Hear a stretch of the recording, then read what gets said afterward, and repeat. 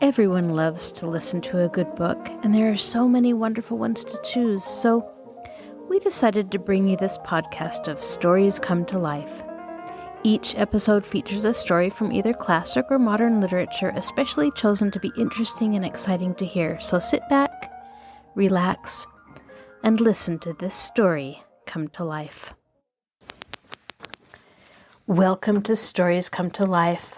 I am your host, Kathryn Lopez Luker. After Tom's bicycle accident, the young people of the Shaw household are so good and kind to each other that Grandma becomes worried that something bad is going to happen. But of course, things never run in a smooth course. But, like always, things never run in a smooth course, and this chapter is full of scrapes and mistakes and hurt feelings. It's only natural after all. Can Tom, Fanny, Maud, and Polly ever be friends again? To find out, just sit back, relax, and listen to this story come to life. Welcome to Stories Come to Life. I am your host, Kathryn Lopez Luker. After Tom's bicycle accident, the young people of the Shaw household are so good and kind to each other that Grandma becomes worried that something bad is going to happen. But, as always is the case, things never run in a smooth course. And this chapter is full of scrapes and mistakes and hurt feelings. It's only natural after all. Can Tom, Fanny, Maud, and Polly ever be friends again? To find out, just sit back, relax, and listen to this story come to life. An Old-Fashioned Girl by Louisa Alcott.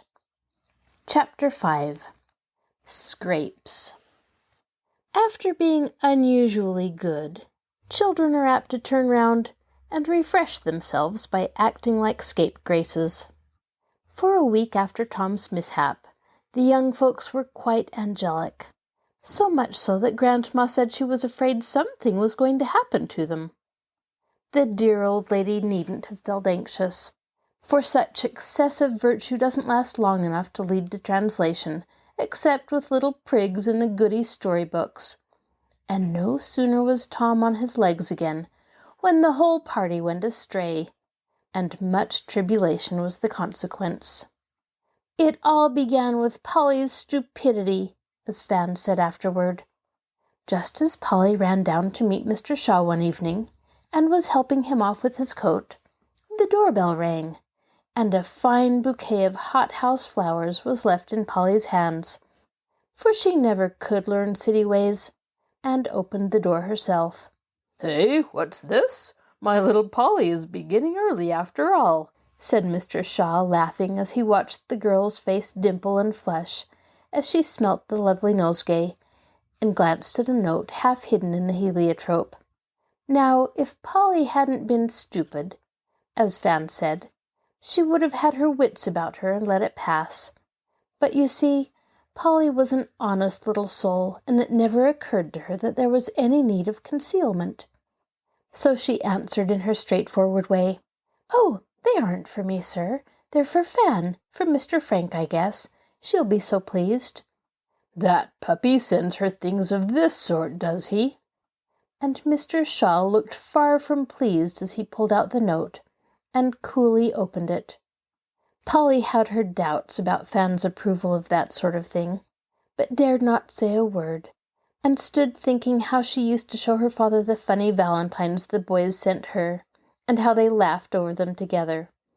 But Mr. Shaw did not laugh when he had read the sentimental verses accompanying the bouquet, and his face quite scared Polly as he asked angrily, "How long has this nonsense been going on?"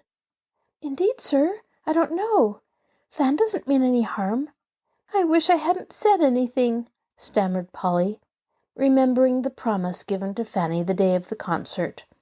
She had forgotten all about it, and had become accustomed to seeing the big boys, as she called Mr. Frank and his friends, with the girls on all occasions. Now it suddenly occurred to her that Mr. Shaw didn't like such amusements, and had forbidden Fan to indulge in them. Oh dear, how mad she will be! Well, I can't help it. Girls shouldn't have secrets from their fathers, and then there wouldn't be any fuss, thought Polly as she watched Mr. Shaw twist up the pink note and poke it back among the flowers, which he took from her, saying shortly, "Send Fanny to me in the library." "Now you've done it, you stupid thing!" cried Fanny, both angry and dismayed, when Polly delivered the message. "Why, what else could I do?" asked Polly, much disturbed. "Let him think the bouquet was for you, then there'd have been no trouble." "But that would have been doing a lie, which is most as bad as telling one. Don't be a goose. You've got me into a scrape, and you ought to help me out."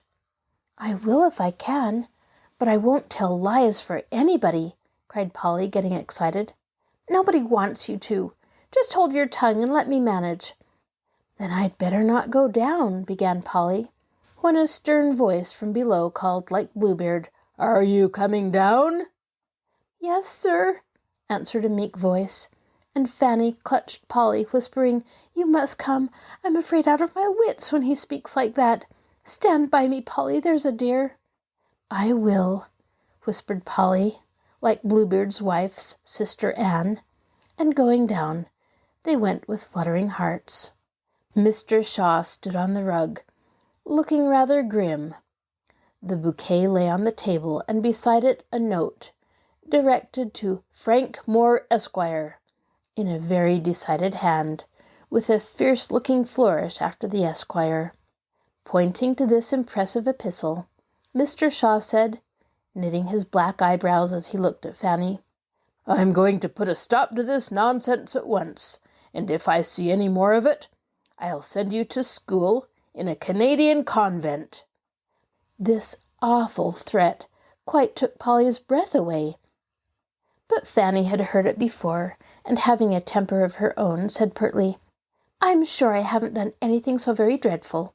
I can't help it if the boys send me presents when I've won a forfeit, as they do the other girls." "There was nothing about forfeits in the note, but that's not the question. I forbid you to have anything to do with this Moore. He's not a boy, but a fast fellow, and I won't have him about. You knew this, and yet disobeyed me." "I hardly ever see him," began Fanny. "Is that true?" asked Mr. Shaw, turning suddenly to Polly. "Oh, please, sir, don't ask me. I promised I wouldn't.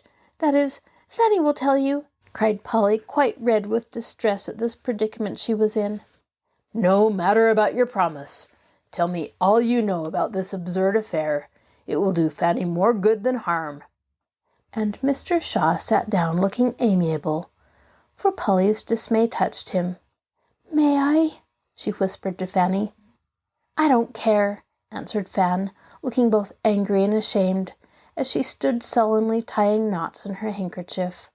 So Polly told with much reluctance and much questioning all she knew of the walks, the lunches, the meetings, and the notes.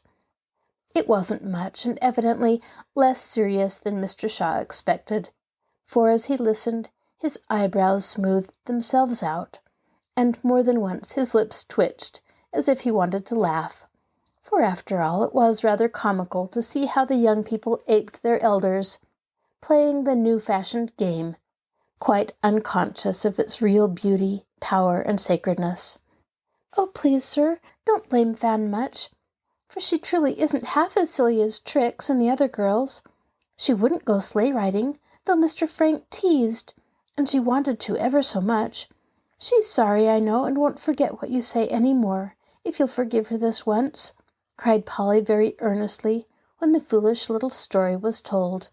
"I don't see how I can help it when you plead so well for her. Come here, Fan, and mind this one thing. Drop all this nonsense and attend to your books, or off you go, and Canada is no joke in winter-time, let me tell you."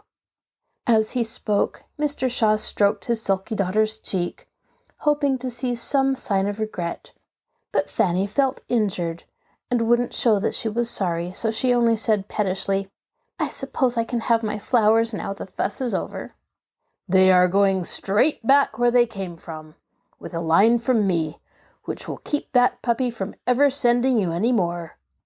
Ringing the bell, Mr. Shaw dispatched the unfortunate posy, and then turned to Polly, saying kindly but gravely, "Set this silly child of mine a good example, and do your best for her, won't you?" "Me? What can I do, sir?" asked Polly, looking ready but quite ignorant how to begin. "Make her as like yourself as possible, my dear. Nothing would please me better. Now go, and let us hear no more of this folly." They went without a word, and Mr. Shaw heard no more of the affair. But poor Polly did, for Fan scolded her till Polly thought seriously of packing up and going home next day. I really haven't the heart to relate the dreadful lectures she got, the snubs she suffered, or the cold shoulders turned upon her for several days after this. Polly's heart was full, but she told no one, and bore her trouble silently, feeling her friend's ingratitude and injustice deeply. Tom found out what the matter was, and sided with Polly, which proceeding led to scrape number 2. "Where's Fan?"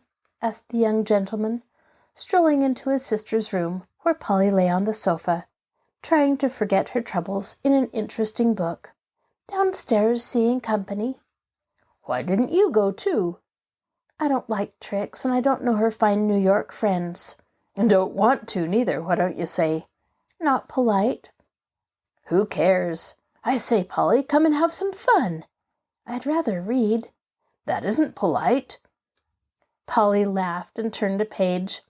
Tom whistled a minute, then sighed deeply and put his hand to his forehead, which the black plaster still adorned. "Does your head ache?" asked Polly. "Awfully." "Better lie down, then." "Can't. I'm fidgety, and want to be amused, as Pug says." "Just wait till I finish my chapter, and then I'll come," said pitiful Polly. "All right," returned the perjured boy, who had discovered that a broken head was sometimes more useful than a whole one, and exulting in his base stratagem, he roved about the room, till Fan's bureau arrested him. It was covered with all sorts of finery, for she had dressed in a hurry, and left everything topsy-turvy. A well-conducted boy would have left things alone, or a moral brother would have put things to rights.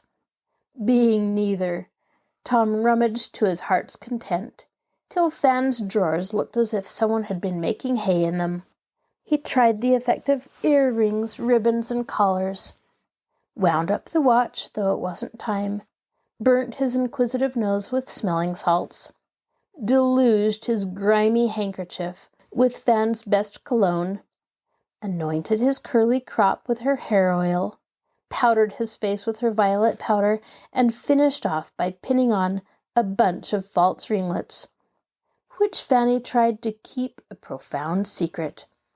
The ravages committed by this bad boy are beyond the power of language to describe, as he revelled in the interesting drawers, boxes, and cases which held his sister's treasures. When the curls had been put on, with much pricking of fingers, and a blue ribbon added à la Fan, he surveyed himself with satisfaction, and considered the effect so fine that he was inspired to try a still greater metamorphosis. The dress Fan had taken off lay on a chair, and into it got Tom, chuckling with suppressed laughter, for Polly was absorbed, and the bed curtains hid his iniquity. Fan's best velvet jacket and hat, ermine muff, and a sofa pillow for a pannier finished off the costume, and tripping along with elbows out, Tom appeared before the amazed Polly just as the chapter ended. She enjoyed the joke so heartily that Tom forgot consequences and proposed going down to the parlor to surprise the girls. "Oh, goodness, no! Fanny would never forgive us if you showed her curls and things to those people. There are gentlemen among them, and it wouldn't be proper," said Polly, alarmed at the idea. "All the more fun. Fan hasn't treated you well, and it'll serve her right if you introduce me as your dear friend, Miss Shaw. Come on, it'll be a jolly lark." "I wouldn't for the world. It would be so mean. Take 'em off, Tom, and I'll play anything else you like." "I ain't going to dress up for nothing. I look so lovely. Someone must admire me. Take me down, Polly, and see if they don't call me a sweet creature." Tom looked so unutterably ridiculous as he tossed his curls and pranced that Polly went off into another gale of merriment. But even while she laughed, she resolved not to let him mortify his sister. "Now then, get out of the way if you won't come. I'm going down," said Tom. "No, you're not." "How will you help it, Miss Prim?" "Just so." And Polly locked the door, put the key in her pocket, and nodded at him defiantly. Tom was a pepper pot as to temper, and anything like opposition always had a bad effect. Forgetting his costume, he strode up to Polly, saying with a threatening wag of the head, "None of that. I won't stand it." "Promise not to plague Fan, and I'll let you out." "Won't promise anything. Give me that key or I'll make you." "Now, Tom, don't be savage. I only want to keep you out of a scrape, for Fan will be raging if you go. Take off your things and I'll give up." Tom vouchsafed no reply, but marched to the other door, which was fast, as Polly knew. Then he looked out of the 3-story window, and finding no escape possible, came back with a wrathful face. "Will you give me that key?" "No, I won't," said Polly valiantly. "I'm stronger than you are, so you better hand it over." "I know you are, but it's cowardly for a great boy like you to rob a girl." "I don't want to hurt you, but by George, I won't stand this." Tom paused as Polly spoke, evidently ashamed of himself, but his temper was up, and he wouldn't give in. If Polly had cried just a little here, he would have yielded. Unfortunately, she giggled, for Tom's fierce attitude was such a funny contrast to his dress that she couldn't help it. That settled the matter. No girl that ever lived should giggle at him, much less lock him up like a small child. Without a word, he made a grab at Polly's arm, for the hand holding the key was still in her pocket. With her other hand she clutched her frock, and for a minute held on stoutly. But Tom's strong fingers were irresistible. Rip went the pocket, out came the hand, and with a cry of pain from Polly, the key fell on the floor. "It's your own fault if you're hurt. I didn't mean to," muttered Tom as he hastily departed, leaving Polly to groan over her sprained wrist. He went down, but not into the parlor, for somehow the joke seemed to have lost its relish. So he made the girls in the kitchen laugh, and then crept up the back way, hoping to make it all right with Polly. But she had gone to Grandma's room, for, though the old lady was out, it seemed a refuge. He had just time to get things in order when Fanny came up, crosser than ever, for Trix had been telling her of all sorts of fun in which she might have had a share, if Polly had held her tongue. "Where is she?" asked Fan, wishing to vent her vexation on her friend. "Moping in her room, I suppose," replied Tom, who was discovered reading studiously. Now, while this had been happening, Maud had been getting into hot water also, for when her maid left her to see a friend below, Miss Maud paraded into Polly's room and solaced herself with mischief. In an evil hour, Polly had let her play boat in her big trunk, which stood empty. Since then, Polly had stored some of her most private treasures in the upper tray, so that she might feel sure they were safe from all eyes. She had forgotten to lock the trunk, and when Maud raised the lid to begin her voyage, several objects of interest met her eyes. She was deep in her researches when Fan came in and looked over her shoulder, feeling too cross with Polly to chide Maud. As Polly had no money for presents, she had exerted her ingenuity to devise all sorts of gifts, hoping by quantity to atone for any shortcomings in quality. Some of her attempts were successful, others were failures, but she kept them all, fine or funny, knowing the children at home would enjoy anything new. Some of Maud's cast-off toys had been neatly mended for Kitty. Some of Fan's old ribbons and laces were converted into doll's finery. And Tom's little figures, whittled out of wood in idle minutes, were laid away to show Will what could be done with a knife. "What rubbish!" said Fanny. "Queer girl, isn't she?" added Tom, who had followed to see what was going on. "Don't you laugh at Polly's things. She makes nicer dolls than you, Fan, and she can white and draw ever so much better than Tom," cried Maud. "How do you know? I never saw her draw," said Tom. "Here's a book with lots of pictures in it. I can't read the whiting, but the pictures are so funny." Eager to display her friend's accomplishments, Maud pulled out a fat little book marked Polly's Journal and spread it in her lap. "Only the pictures, no harm in taking a look at them," said Tom. "Just one peep," answered Fanny, and the next minute both were laughing at a droll sketch of Tom in the gutter, with the big dog howling over him, and the velocipede running away. Very rough and faulty, but so funny that it was evident Polly's sense of humor was strong. A few pages farther back came Fanny and Mr. Frank, caricatured. Then Grandma, carefully done. Tom reciting his battle piece. Mr. Shaw and Polly in the park. Maud being borne away by Katy, and all the schoolgirls turned into ridicule with an unsparing hand. "Sly little puss, to make fun of us behind our backs," said Fan, rather nettled by Polly's quiet retaliation for many slights from herself and friends. "She does draw well," said Tom, looking critically at the sketch of a boy with a pleasant face, round whom Polly had drawn rays like the sun, and under which was written, "My dear Jimmy." "You wouldn't admire her if you knew what she wrote about you here," said Fanny, whose eyes had strayed to the written page opposite, and lingered there long enough to read something that excited her curiosity. "What is it?" asked Tom, forgetting his honorable resolves for a minute. "She says, I try to like Tom, and when he is pleasant, we do very well, but he don't stay so long. He gets cross and rough and disrespectful to his father and mother, and plagues us girls, and is so horrid I almost hate him. It's very wrong, but I can't help it." "How do you like that?" asked Fanny. "Go ahead and see how she comes down on you, ma'am," retorted Tom, who had read on a bit. "Does she?" And Fanny continued rapidly. "As for Fan, I don't think we can be friends any more, for she told her father a lie and won't forgive me for not doing so too. I used to think her a very fine girl, but I don't now. If she would be as she was when I first knew her, I should love her just the same.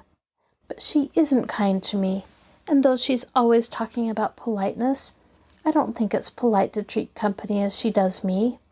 She thinks I'm odd and countrified, and I dare say I am, but I shouldn't laugh at a girl's clothes because she was poor, or keep her out of the way because she didn't do just as the other girls do here. I see her make fun of me, and I can't feel as I did, and I'd go home, only it would seem ungrateful to Mr. Shaw and Grandma, and I do love them dearly." "I say, Fan, you've got it now. Shut the book and come away," cried Tom, enjoying this broadside immensely, but feeling guilty as well he might. "Just one bit more," whispered Fanny, turning a page or two and stopping at a leaf that was blurred here and there as if tears had dropped on it. "Sunday morning early. Nobody is up to spoil my quiet time, and I must write my journal, for I've been so bad lately, I couldn't bear to do it. I'm glad my visit is most done, for things worry me here, and there isn't anyone to help me get right when I get wrong. I used to envy Fanny, but I don't now, for her father and mother don't take care of her as mine do of me. She's afraid of her father and makes her mother do as she likes. I'm glad I came, though, for I see money doesn't give people everything. But I'd like a little all the same, for it is so comfortable to buy nice things. I read over my journal just now, and I'm afraid it's not a good one, for I've said all sorts of things about the people here, and it isn't kind. I should tear it out, only I promised to keep my diary, and I want to talk over things that puzzle me with Mother. I see now that it is my fault a good deal, for I haven't been half as patient and pleasant as I ought to have been. I will truly try for the rest of the time, and be as good and grateful as I can, for I want them to like me, though I'm only an old-fashioned country girl." That last sentence made Fanny shut the book, with a face full of self-reproach, for she had said those words herself in a fit of petulance, and Polly had made no answer, although her eyes filled and her cheeks burned. Fan opened her lips to say something, but not a sound followed, for there stood Polly, looking at them with an expression they had never seen before. "What are you doing with my things?"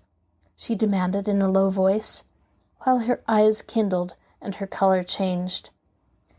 "Maud showed us a book she found, and we were just looking at the pictures," began Fanny, dropping it as if it burnt her fingers. "And reading my journal, and laughing at my presents, and then putting the blame on Maud? It's the meanest thing I ever saw, and I'll never forgive you as long as I live." Polly said this, all in one indignant breath, and then, as if afraid of saying too much, ran out of the room with such a look of mingled contempt, grief, and anger, that the three culprits stood dumb with shame. Tom hadn't even a whistle at his command. Maud was so scared at gentle Polly's outbreak that she sat still as a mouse, while Fanny, conscience-stricken, laid back the poor little presents with a respectful hand, for somehow the thought of Polly's poverty came over her as it never had done before, and these odds and ends, so carefully treasured up for those at home, touched Fanny, and grew beautiful in her eyes. As she laid by the little book, the confessions in it reproached her more sharply than any words Polly could have spoken, for she had laughed at her friend, had slighted her sometimes, and had been unforgiving for a truly innocent offense.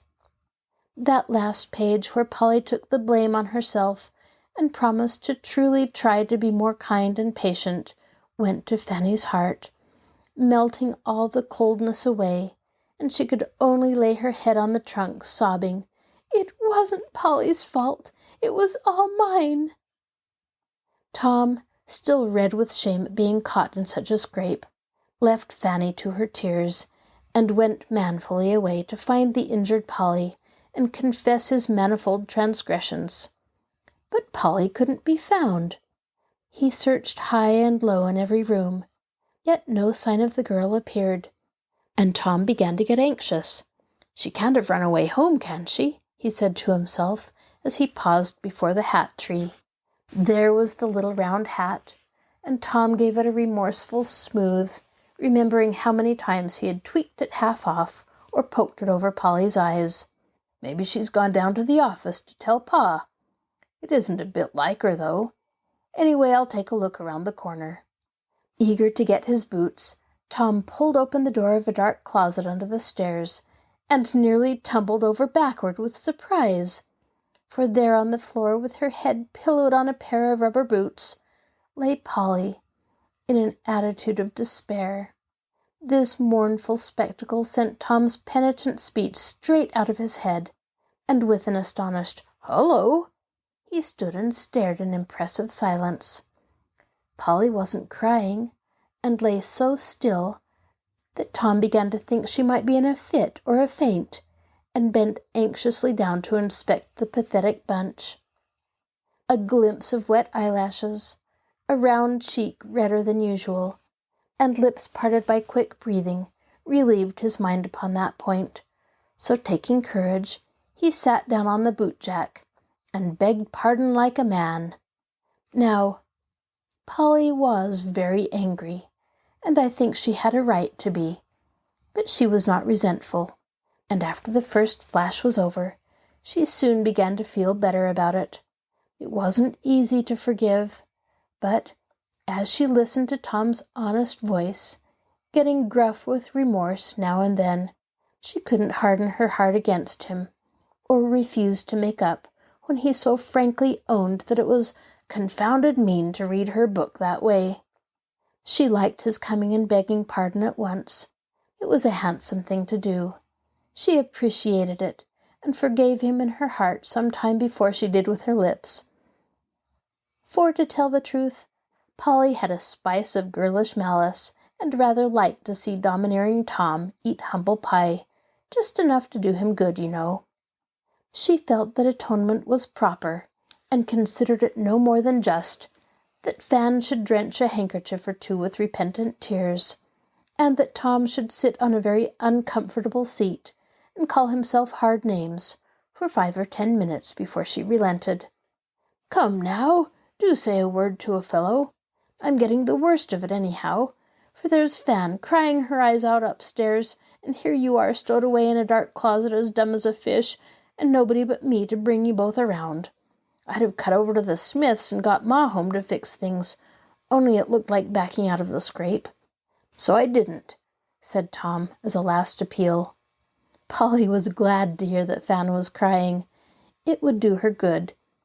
But she couldn't help softening to Tom, who did seem in a predicament between two weeping damsels. A little smile began to dimple the cheek that wasn't hidden, and then a hand came slowly out from under the curly head, and was stretching toward him silently. Tom was just going to give it a hearty shake, when he saw a red mark on the wrist, and knew what made it. His face changed, and he took the chubby hand so gently that Polly peeped to see what it meant. "Will you forgive that too?" he asked in a whisper, stroking the red wrist. "Yes, it don't hurt much now." And Polly drew her hand away, sorry he had seen it. "I was a beast, that's what I was," said Tom, in a tone of great disgust. And just at that awkward minute, down tumbled his father's old beaver hat over his head and face, putting a comical quencher on his self-reproaches.